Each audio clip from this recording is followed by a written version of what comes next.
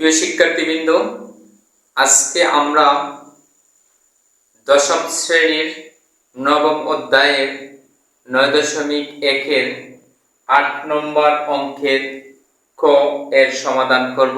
প্রিয় শিক্ষার্থীবৃন্দ, অঙ্কটি একটু লম্বা হবে। আমি আশা করি আমরা যদি অঙ্কটি বুঝে করি তাহলে আমাদের যতই লম্বা অঙ্ক হোক না কেন আমাদের কোনো সমস্যা নেই, কিন্তু আমরা বোঝার চেষ্টা করব। খুবই মজার একটি অঙ্ক। প্রিয় শিক্ষার্থীবৃন্দ, এই জায়গাতে আমরা দেখি tan a by 1 minus cot a plus cot a by 1 minus tan a equal sec a into cosec a plus 1। প্রিয় শিক্ষার্থীবৃন্দ, আমাদের অঙ্কটির দুটি সাইড আছে। আমরা এখন শুরু করব। আমরা এই অংশ থেকে এই অংশটা আমরা প্রমাণ করব। তাহলে প্রিয় শিক্ষার্থীবৃন্দ, আমরা শুরু করি। প্রথমে লেফট হ্যান্ড সাইড দিয়ে আমি শুরু করি। tan a by 1 minus cot a plus cot a by 1 minus tan a। প্রিয় শিক্ষার্থীবৃন্দ, আমরা লেফট হ্যান্ড সাইডের অঙ্কের দাগ যেভাবে আছে আমরা ঠিক সেইভাবে লিখলাম। এখন আমরা প্রিয় শিক্ষার্থীবৃন্দ লক্ষ্য করো, আমাদের tan এর একটা সূত্র হচ্ছে, আমি ওই জায়গাতে দিচ্ছি tan a ইকুয়াল হবে আমাদের sin a বাই কি হবে আমাদের cos a। এরপরে আরেকটা সূত্র আমাদের লাগবে cot a ইকুয়াল হবে আমাদের cos a by sin a। মূলত হচ্ছে আমাদের এই দুটি সূত্রই আমরা এই জায়গাতে প্রয়োগ করে আমরা অঙ্কটির সমাধান করব। তাহলে প্রিয় শিক্ষার্থীবৃন্দ, tan a সমান কি আছে আমাদের sin a বাই আমাদের কি হবে cos a। তাহলে আমাদের এই জায়গাতে ইকুয়ালটা দিতে হবে। এরপরে হচ্ছে 1 এর জায়গাতে 1, মাইনাস এর জায়গাতে মাইনাস cot হচ্ছে আমাদের cos a বাই কি হবে আমাদের sin a। অর্থাৎ এই অংশটুকু থেকে আমরা এই অংশটুকু পেলাম। তারপরে প্লাসের জায়গাতে প্লাস দিলাম, এই জায়গাতে সোজা টান দিলাম। যেহেতু আমরা cot এর সূত্র লিখব, cot এর সূত্র হচ্ছে আমাদের cos a বাই কি হবে আমাদের sin a। তারপরে হচ্ছে 1 এর জায়গাতে কি দিলাম 1 দিলাম, মাইনাস এর জায়গাতে মাইনাস দিলাম। tan এর সূত্র হচ্ছে আমাদের কি হবে আমাদের sin a বাই কি হবে আমাদের cos a। প্রিয় শিক্ষার্থীবৃন্দ, আমরা এই যে অংশটুকু করলাম আমরা tan a এবং cot এর সূত্রগুলো প্রয়োগ করে প্রিয় শিক্ষার্থীবৃন্দ আমরা টান দিলাম। উপরের অংশটা আছে আমাদের sin a বাই আমাদের কি আছে আমাদের cos a। এখন আমি নিচে এসে যে কাজটি করব, এই যে নিচের sin a আছে এই জায়গা যেভাবে আছে ঠিক সেইভাবে sin a। এখন হচ্ছে ওই sin a একে কি হবে sin a, মাইনাসের জায়গাতে মাইনাস, এরপরে আছে কি উপরে cos a। ওই প্লাসের জায়গাতে কিন্তু প্লাস দিলাম, এই টানটা দিলাম। উপরে যেভাবে আছে ঠিক সেইভাবে cos a বাই কি হবে sin a। আর নিচে এই অংশটুকু যেভাবে করেছি এই অংশটুকু ঠিক সেইভাবে cos এর নিচে আছে আমরা দেই cos a। cos a একে হবে কি আমাদের cos a, মাইনাসের জায়গাতে মাইনাস, sin এর জায়গাতে আমরা কি দিলাম sin a। প্রিয় শিক্ষার্থীবৃন্দ, এখন হচ্ছে আমরা এই অংশতে একটা কাজ করি। আমরা প্রথমে দেই sin a বাই কি দিলাম cos a দিয়ে ইনটু দিয়ে ওই নিচেরটা যাবে উপরে আর এই উপরেরটা আসবে নিচে।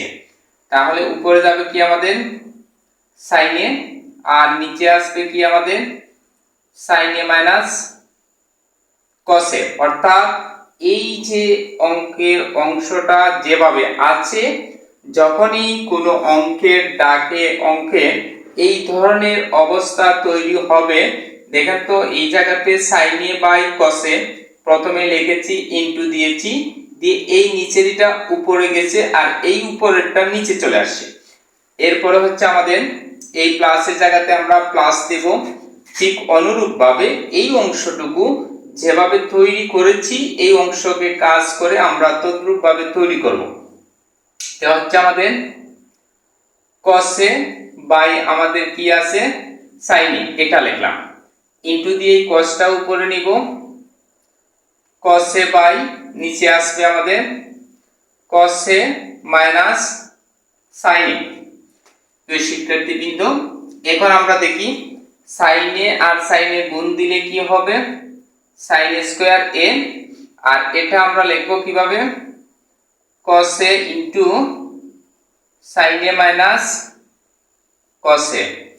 এই অংশটুকু এই পর্যন্ত করলাম, এরপরে প্লাস দিয়ে এই অংশটা কসে কসে গুণ দিলে কি হবে কস স্কয়ার এ, আর এই জায়গাতে সাইনে ইনটু কসে মাইনাস সাইনে।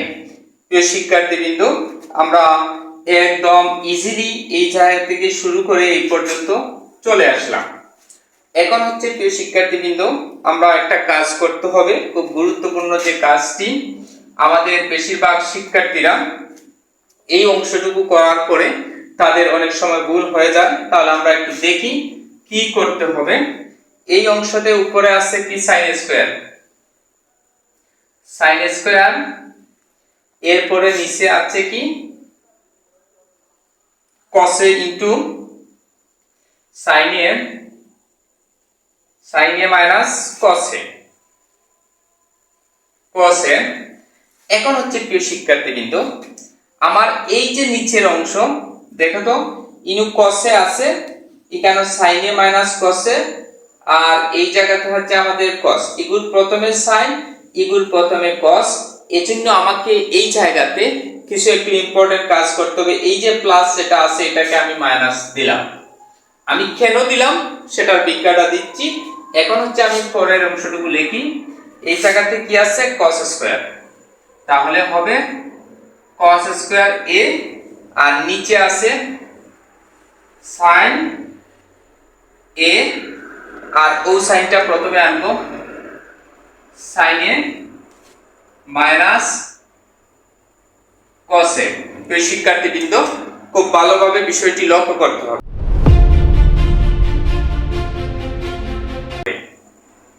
sin square by cos a into sin a minus cos a, এই অংশটুকু যেভাবে আছে আমি এই জায়গাতে ঠিক তদ্রূপ ভাবে আমি লিখলাম, কিন্তু এই জায়গাতে কিন্তু আমার প্লাস আছে, আমি এই জায়গাতে কিন্তু মাইনাস দিয়েছি।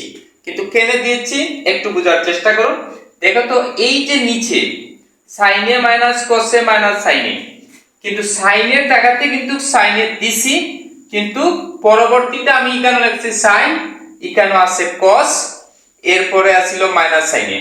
তাহলে মাইনাস sin a আমি কেন প্লাস অবস্থায় লিখেছি, আর cos এ প্লাস অবস্থায় ছিল মাইনাস।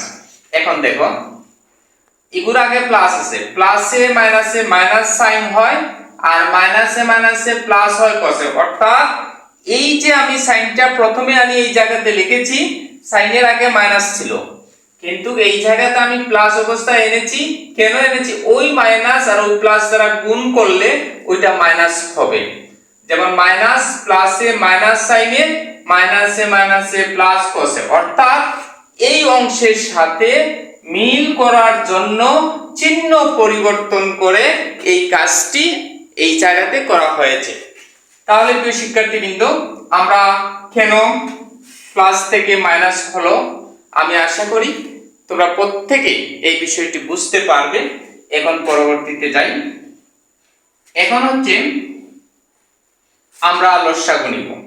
যেমন এখানে আছে cos a, আমি cos a দিলাম, এখানে কি আছে ইনটু দিয়ে sin a আছে, sin a দিলাম, বাদে লিখলাম কি sin a minus cos a। অর্থাৎ এই দুইটা একজাত, এইজন্য এখানে লিখলাম।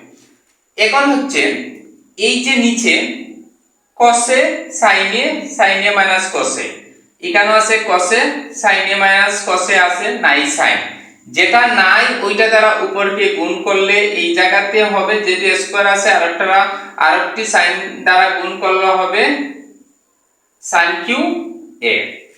এরপরে মাইনাসের জায়গাতে মাইনাস, এখন ওই অংশ থেকে ওই অংশতে নাই cos, এই অংশতে নাই cos, তে cos দ্বারা গুণ করলে হবে cos কিউ এ।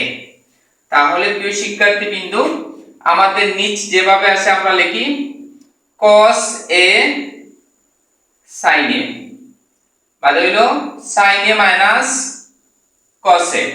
তাহলে আমাদের aq মাইনাস bq সূত্র হচ্ছে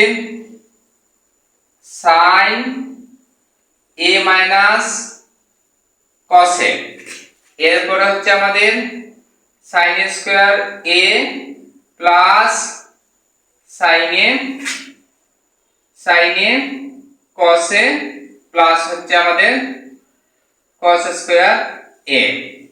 তাহলে প্রিয় শিক্ষার্থীবৃন্দ, এই জায়গাতে sin a minus cos a, sin a minus cos a, এরপর হচ্ছে আমাদের নিচে আছে আমাদের cos a sin a। তাহলে এই sin a স্কয়ার আর cos স্কয়ারে আমরা একটা সূত্র আছে sin a square a plus cos square a equal 1। তাহলে ওই sin a স্কয়ার আর cos স্কয়ার মিলে কি হলো 1, আর বাকি রইছে কিটা sin a আর হচ্ছে cos a। তাহলে প্রিয় শিক্ষার্থীবৃন্দ, এখন আমরা ওগুলো একটু আলাদা করব।